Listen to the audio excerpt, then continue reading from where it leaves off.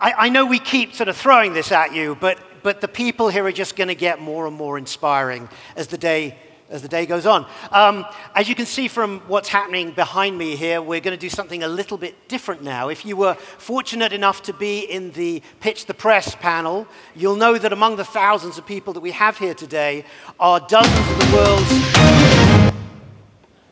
That too. There are dozens of the world's leading business journalists who have come here to cover the conference. And our next presenter is one of the top professionals. You'll have seen him with his work at BBC and Bloomberg, here to present the latest tech news breaking around the globe. Please welcome ELLIOT GOTKINE.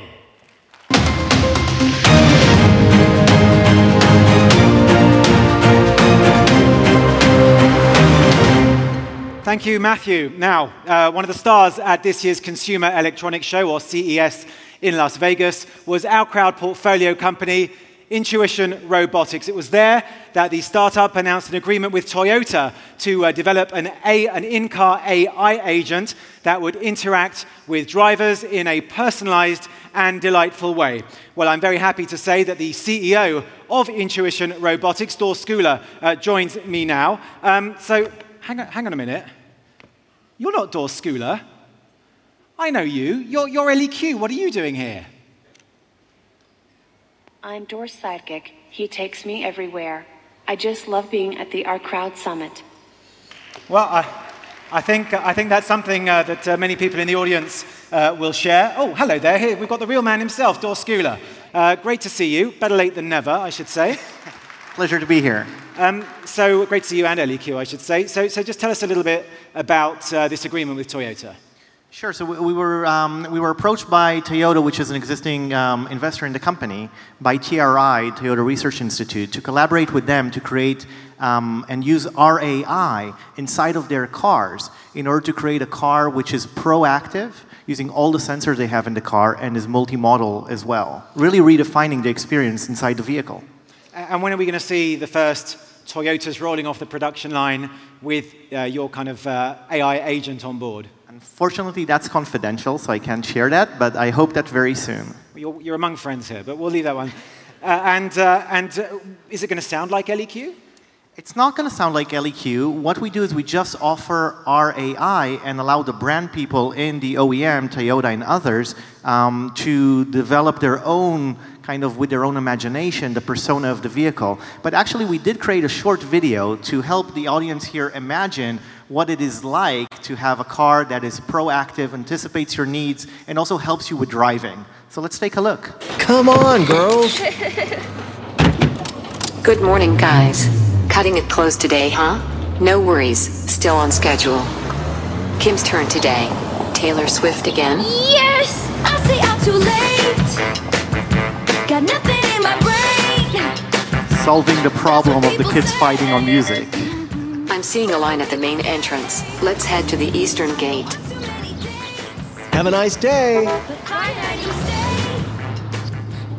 Finally, just the two of us. Does sound a bit like LEQ. Now, my turn. Sit back, relax. I'll let you know when I need you. Bruce, we're 1 mile from the exit. I'll need you to take it from here. Come on, phone down and hands on the steering wheel. See, he doesn't listen, so we had to get involved here. Sit tight. Wow, thanks. That was a close one. Sorry about that. I had to clear our lane for that guy. If you really want to thank me, I could use a wash.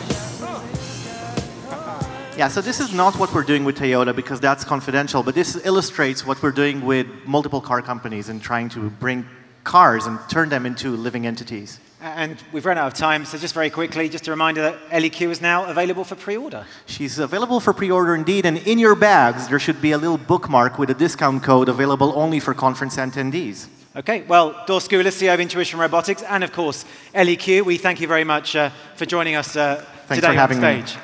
One of the helping people with their health in the way that Zebra Medical does, or even helping provide companionship for the elderly in the way Intuition Robotics does, is part of a relatively new investment niche known as impact investing, trying to not just maximize returns, but maximize the good that that money does. Now, one man who knows a thing or two about that is the godfather of UK private equity and also impact investment, Sir Ronald Cohen.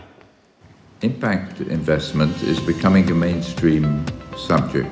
And so it is that across the world, there is a search now for a way not just to optimize risk and return when making investment decisions, but to optimize risk, return, and measurable impact.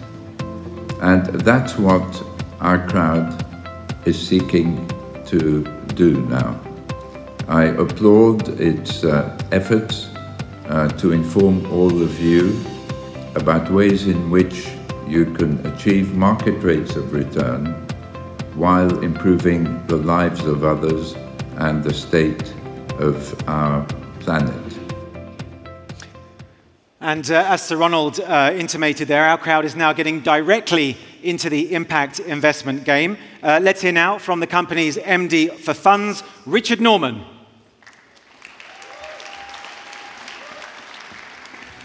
How are you, Richard? Great to see you. So just give us a sense of what this agreement involves today. So as we heard this morning from John, a year ago, Sir Ronald stood on this stage and got us all very excited about the impact investing potential. And so we reached out to his team on the ground here, Social Finance Israel, and we said, we want you guys to help us build an impact fund. It's a space that OurCrowd has been in since inception, but never really formalized its strategy. And so I'm so proud to announce that today we are formally launching our first ever impact investment fund. Well, and tell us exactly, we can have a round of applause for that. How is it going to work? So the fund is going to leverage all of the financial business due diligence that is the hallmark of OurCrowd's investing approach, but it's going to add onto it an important impact filter. So we're going to do three main things. We're going to ensure that the companies are aligning themselves to the UN Sustainable Development Goals, which is sort of the key core tenets of doing good in the world today. Then we're going to check for evidence of impact. How much impact potential is there in the company? What kind of effect can it really have around the world in reaching underserved populations?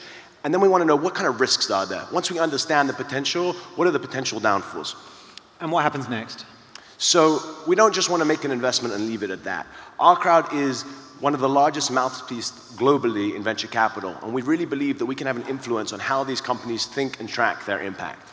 Okay, and one way you're doing that is through research, and you've carried out the first ever, I think, study of impact investment in Israel, and you've got the results to share with us. That's right. So, and this point about what we do after we invest ties very nicely into the study. So what happened is today we launched this report, the first ever comprehensive report about the impact investing ecosystem here in Israel. And what we found is this. We spoke to nearly 100 CEOs of startups here, and we said, what's going on with impact in your company? And 84% of those CEOs told us that their company is generating some kind of positive social or environmental impact. That's pretty impressive. Pretty impressive. 35% of those companies said that they actually founded the company with the intention of creating that impact, right? And yet, only 13% of the companies are actually tracking any impact that their companies are having in the world. So a third of those companies that claim to have an impact were founded specifically to have an impact, but barely, half of those actually bother to measure whether there is an impact. Exactly, and that's a massive disconnect that we think that we can help educate the companies in solving, because what gets measured gets managed, and the more that we can fix these guys on thinking about how do we improve our impact performance, the better chance we have of maximizing impact potential in the world. And what else have you found?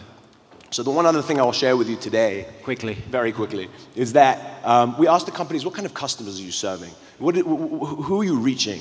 And 7% said, we just reached the world's underserved. Fantastic. 17% said, we're just going after the most affluent consumers out there. No harm, no foul. But 76% said, our product or service can reach both the world's underserved and those well-served. And we said, how can we help you reach more of them? What are the obstacles to reaching more? And this is what we found. 33% of CEOs said we could reach more underserved people if we just had the right partner. That is OurCrowd's raison d'etre. We have the network, we have the skills to go and open the doors, and then the 14% said we just lack the expertise, and that's where Social Finance Israel comes in, teaching these companies how to build an impact business. So together we think this partnership is going to really help create more and more impact in the world. Okay, Richard Norman, OurCrowd's MD for Funds. Congratulations on the launch today, and thank you for joining us. Now, next on the OurCrowd news desk, I want to take you to Waldorf. Not the hotel down the road, the town of Waldorf in Germany, just south of Frankfurt. That's where a little outfit called SAP has its headquarters, and it's got some big news today. So I'd like to invite to the stage its SVP its SVP and Managing Director of SAP IO, which is the company's incubation fund, Ram JAMBUNATHAN.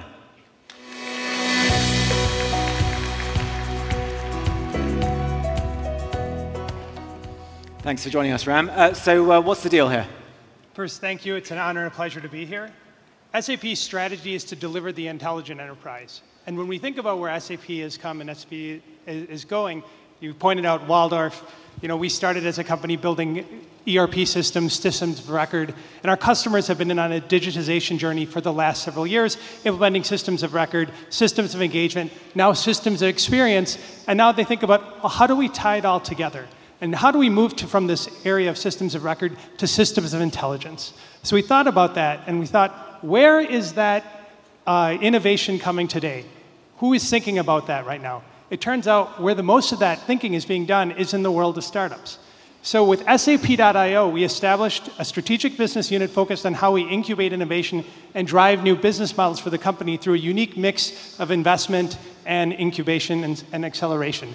And through this, we form a bridge between our customers, 450,000 companies, and startup innovation across the world that helps them get the most value out of the investments they're making in information technology so that they can continue to win in their markets for the future. And how is this new incubator different from the 400 or other ones that we've got here in Israel, or how we might be saying in a month's time at Passover, Manish Tana ha incubator hazeh? Great question. So how is it different? So first, we offer a really unique threefold value proposition around, we offer curated mentorship, both internal and external, to SAP. Second, we offer exposure to SAP technology, such as our platform, our APIs, our data. And then third, we offer a unique opportunity to meet and collaborate with SAP's customers to help those startups really deliver value. We do this all without asking for equity. So we think that's really unique among the world of startups, is that we are offering this incredible value proposition to work closely with startups without taking an equity stake. And so that's why we think we're unique. Thirdly, we're also broad, right? We're a unique global player in the world of enterprise software in that we can operate in all markets from North America, Europe, Asia, China, and Latin America, where we all have a strong position. And we can see on the screen there where you've got your incubators. Just briefly, Ram, just tell us, I mean, do you have, obviously, a parent never has favorites among his children, but how does the Israeli one, how's that going to compare with the other ones, or are they all the same, more or less? Well, great question. So, you know, when I talk to people, I say, when you want to see the future, come to Israel. Come to Tel Aviv. It's happening here first.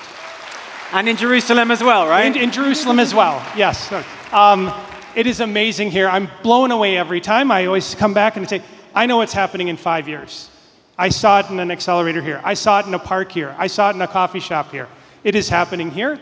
So first, you know, this is why I love to come to Israel and why Israel is incredibly important. Second, Israelis build for global markets. You don't start and say, I'm going to build and solve an Israeli problem. I'm going to solve a problem for the world. And for that reason, I'm super proud to announce that the launch of the SAP.io Foundry in Tel Aviv focused on deep tech for the enterprise. Come join us. Okay. Thank you very much, Ram JAMBUNATHAN from SAP.io. Thank you. Oops, we've dropped a microphone there. Thank you. All right, now from a German giant to an American one out of Foster City, California. Is there anyone here from California? Yeah, I thought you were a noisy bunch. Noisier than that. From California, anyone? There you go. Then you'll know that I'm talking about Visa.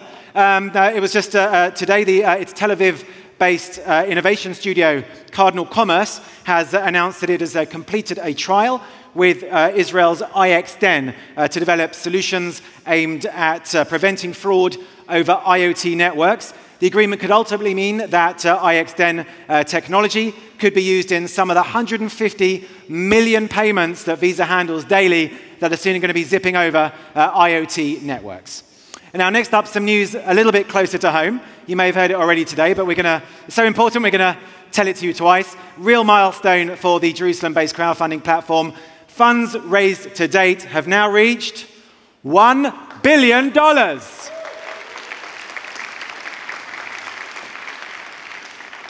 Looks like John is literally holding that $1 billion up above his head. It's been quite a ride, 6 years since it was created. I remember interviewing John when he founded the company for Bloomberg Television. 200 portfolio companies, 18 funds, including 2 announced today, and 29 exits, and also about 3 dozen Hawaiian shirts for John, I think, as well. Okay, now one of those 200 companies that OurCrowd is invested in is vehicle maintenance startup Engie. It's today announced a slew of B2B products aimed at fleet owners, dealers, and insurers. They're now going to be able to use Engie to keep tabs on their vehicles, how they're being operated, and any maintenance issue that may arise, and do that remotely by assisting their customers via the Engie app. Now, some of you may have been wondering what this is for here. Back in the olden days, of course, if you didn't like my performance, you might have thrown a rotten tomato at me. Now, these ones are all ripe. Who wants a tomato? There you go, sir. Tomato for you. Anyone else want a tomato? Yeah? All grown in Israel. These ones are ripe, I promise. Yeah? One over there. Anyone else? I already whacked someone in the head at a conference this week with a microphone, but I assure you if these tomatoes hit you, you should be okay. Anyone further out? Let's see how far we can throw. There we go, sir. Nice. Oh, no, it's gone. Oh, we've got more tomatoes. All right, I've got to finish up with the tomato section because this is taking way too much time. Okay, tomatoes for everyone. There you go. Tomatoes, tomatoes. There you go. And there's the last one. Thank you very much. Anyway, obviously, now don't throw them back at me if you are unhappy with my performance. But the point of the tomatoes is that the next person we're going to have on stage and the company would be able to tell you what the composition of that tomato is in terms of sugars, carbohydrates, calories, and even how ripe that tomato is. So it gives me great pleasure then in inviting to the stage the CEO of Consumer Physics, who is DROR, SHARON. And he's joined by the VP of Animal Nutrition at Christian Hansen, Steve Lerner. I'm sorry the tomato throwing got a little bit out of hand there. It wasn't all planned. So it's great to see you with us. Tell us briefly about Christian Hansen. It's not necessarily a household name. And what is the deal with Consumer Physics? Certainly, Elliot. So Christian Hansen was named the most sustainable company in the world by Consumer Nights. What we do is to provide microbiological solutions to solve microbiological challenges. One of those is providing good nutrition for animals. And Consumer Physics provides us a tool that lets us assess the value of nutrition in animal feedstuffs, silages, haylages, grasses, corn. Okay, and this sounds like it could be quite a significant agreement for Consumer Physics. Yes, and the agreement with Christian Hansen actually takes our products, SIO, and puts it in the field, in the hand. It actually democratizes what would rather be sent to the lab or take a lot of time on the farm and puts it in the hand of farmers, nutritionists, saves them a lot of time, and is actually digital, GPS connected. So the data that is generated is also pretty impressive. And I should say it's literally in the field, isn't it? Literally in the field. Sometimes it's actually in the mud, in the snow, ice in Wisconsin, yes. And Steve, what I really want to know, and I mean, as I say, perhaps not a household name, but you're a $12 billion company, perhaps a little bit more last time I checked. What does a company of your size need or want from, with the greatest respect to DROR here, a small Israeli startup? Well, we would certainly say, based on our record, we do a very good job of fermenting and making cheeses and yogurts and animal feeds. What we look for is partners that can provide us also a sustainable tool for our field people to educate nutritionists and animal producers in the best technology. So we chose Consumer Physics from a bunch of others because they provided real-time results, a sustainable platform, an expandable platform, and for the year we've been doing them, we've now done over 10,000 scans of animal nutrients in the field. And this helps you decide which bale of hay is appropriate to feed to the animals and other things like that? So basically, you can imagine In some of the Midwest places, they've got hundreds of thousands of tons of silage put up. They're going to feed animals every day. They want to know that the nutritional quality they're assuming is actually present in the material. If not, they don't get milk production, they don't get calf production, whatever it is. So this tool, this SIO device, allows a producer to, in 1 minute, to determine the dry matter content, the protein content, in essence, the nutritional value of that material. And DROR, you must have had to go out to kind of help train them how to use it, or is it just kind of so intuitive, you just kind of send them the device and away they go? So we take the approach of train the trainer. So we actually train the field force, Christian Hansen, Steve's field force, and since the product is easy and intuitive to use, from there on, mostly it is shipped to these producers, to the nutritionists, the folks on the field, teach them how to use it, onboard them, and from there it's pretty easy to use. Now, I remember, DROR, and this is another a guest of mine I had on Bloomberg television when they launched. Does anyone in the audience own a SIO out of interest? Anyone? Oh yeah, I can see a few hands going up there. This was, I think, at the time, a record-breaking fundraise on Kickstarter, so it was very much aimed at consumers.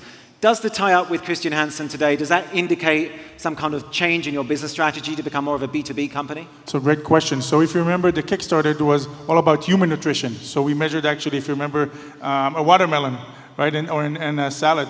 So, and tomatoes. And tomatoes, exactly. So this absolutely indicates our path forward of going together with companies like Steve's and other very large agricultural companies to measure not only human nutrition and health, but also around animal and plant health, more upstream into the food and ag, kind of B2B more business model, which enables us to grow not only on the consumer front, which will happen, but also on the B2B front. And just briefly, do you have any kind of milestones or targets for use of the consumer physics device? If you come here in 12 months' time, you'll be able to tell us, yes, we did X, Y, Z? So we have 285 devices deployed in the field. Our target this year is to go to 500. Within 1 year, we've had over 10,000 scans. I think the sky is certainly the limit.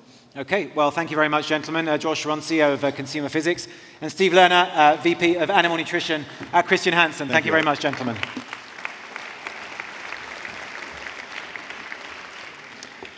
And finally, it's been a rough day, but here at the OurCrowd Summit, we really like to bow wow you with the very best tech.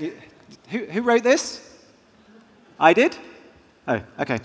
So anyway, to finish, we want to bring you some really exciting news. It's a new initiative from OurCrowd's digital health fund, Cure. It's teamed up with Australian pet retailer PETstock to create a pet health innovation lab called Phil. And the aim is to develop digital health solutions for pets and vets. Now, one of our guests that we're going to have on stage should be okay with loud noise, but maybe just keep it down a little bit. So I'm just going to invite everyone on stage. So first of all, I'd like to invite the CEO of Phil, HASSON, to join me. And also the founder and CEO of PETstock, along with Phil's Chief Revenue Officer, or CRO, Naruto. Hi. Isn't he cute? Naruto, that is. Okay, so oh well, they're both sitting. Okay, so just tell us what is the agreement? What are we announcing today? Well, we're announcing today a partnership between 3 real leaders: PETstock from Australia, Cure Ventures, and OurCrowd, to create Israel's first digital health fund for pets and vets. This is called Phil, Pet Health Innovation Labs. And what we want to do is to leverage all the work that has been done on the digital health for humans and bring that to the pet and vet world. And Sean, I should say Sean's flown all the way from Australia to be with us today, so we're very grateful to that. How much is being raised for this venture? And what's that? You ready for... Naruto can answer as well. You ready for pet care to be digitalized? Yeah, she wants me to go large, so PETstock's going to seed this Phil with $5 million. Okay. You know, you're going to be heading up, Phil. What is the opportunity you're chasing here? Well, let's try and see. Let's try to get a show of hands. Could you please raise your hand if you have a pet at your home, or if you ever lived with a pet at your home? Just look at that. I mean, did you know that in the US alone, there's over 68% of households have a pet? That's about 85 million families. In China alone, there are over 100 million registered pets. And the pet market has reached $110 billion last year. And this is a market that's growing, perhaps due to demographic changes, people marrying later, staying single, wanting companionship. Absolutely. This is not a trend. This is a steady growth for over 20 years, and I think it represents something very basic, a human need, a very strong need to connect. Shane, you see that every day, don't you? Oh, pets are part of our family and have such a big impact on our life. And yeah, children and pets, but the pet care industry's absolutely ready, and there's no amount of money we'd spend on them. But this is a bit of a departure from running a chain of pet stores, right? You're now getting into the digital space. Yeah, we've been listening to our pet owners for 27 years, and that's why we have a proven record of growth. And you know, the pet care industry is ready for digitalization and innovation. It's ready now. And we can see that you're more the dog whisperer than Ellie here, but perhaps Ellie, you can explain. Actually, Naruto's got a special collar that he's wearing. What exactly is that, and what is it doing? That's right. We brought here a great example of what can be done with technology. This is a smart collar from an Israeli startup called PetPace. Now, the collar has sensors that analyze and transmit the dog's vitals to the owner or to the vet. As you can see here, it measures pulse, temperature, respiration, movement, sleep or awake, and you can get all that on a screen or an app. And is this the kind of thing that Phil's going to be investing in? Well, this is a great example of what can be done with the technology. Yes, absolutely. Okay, and I guess from here we can see that Naruto's a pretty healthy pooch. I'm just wondering, Shane, I mean, many humans, you know, they don't like to have their phones too close to their heads. They have headphones, or they switch them off at night because they're worried about the Wi-Fi or Bluetooth or whatever causing them some kind of health damage. Is there any danger to Naruto here for wearing that? It's just like a normal collar, but more importantly, it gives us the comfort of mind that our loved ones are, you know, well. Okay, and Ellie, what other areas can you tell us that Phil is going to be investing in? Well, we're going to follow very closely what's been done in the human digital health area. So there are four focus areas. One is connectivity, and we're talking about devices, smart devices, wearables, and IoT. The second one is services. Think of things like telemedicine and insurance. The third one is analytics. And here we're looking towards precision medicine. Just like we have personalized medicine, think of animalized medicine for pets. And lastly, wellness, because health is not just treating with disease, is also promoting a healthy lifestyle, healthy nutrition, and exercise. I know you're just launching today, but do you have an indication of what or where you're going to be investing in? Will it mainly be Australia and Israel, for example? Will it be specific areas? We're looking at several things we cannot announce at this point because we're just launching formally today. But just imagine what great things can be done when you combine PETstock's understanding on the needs of the market. They have over 1 million, a database of over 1 million customers, active customers, and a great marketing channel. If you combine that with Cure's deep knowledge of everything that's been going on in the digital health space, and OurCrowd's unique deal flow and knowledge of how to grow and develop startups, just imagine if you combine that with great ideas from entrepreneurs, we're in for a hell of a ride. So you're all welcome to join us in this. Okay, well, we hope you'll come back in 12 months' time and share with us your progress. Ladies and gentlemen, please give a big round of applause to Eli HASSON, CEO of Phil, Shane Young, the CEO and founder of PETstock, and of course, Naruto. Naruto. Okay, off you go. What's that, Naruto? Bye-bye. You should cute. Okay. Oh. Thanks, guys. Okay, that's about all. I'm Elliot GOTKINE. That was the OurCrowd news desk. I'll hand you back to Matthew Kalman. Thank you, Elliot. Fantastic stuff. You've heard of the bull markets, you've heard of the bear markets, and you can say you were there at the birth of the dog market. That brings us to the end of our midday session. Please enjoy the breakouts. Take the chance to explore all the booths and the special spaces that you haven't yet visited. We'll be back here in the main hall with a Nobel Prize winner, with a viral video visionary, and I'll have a new tie. 5 o'clock. See you then.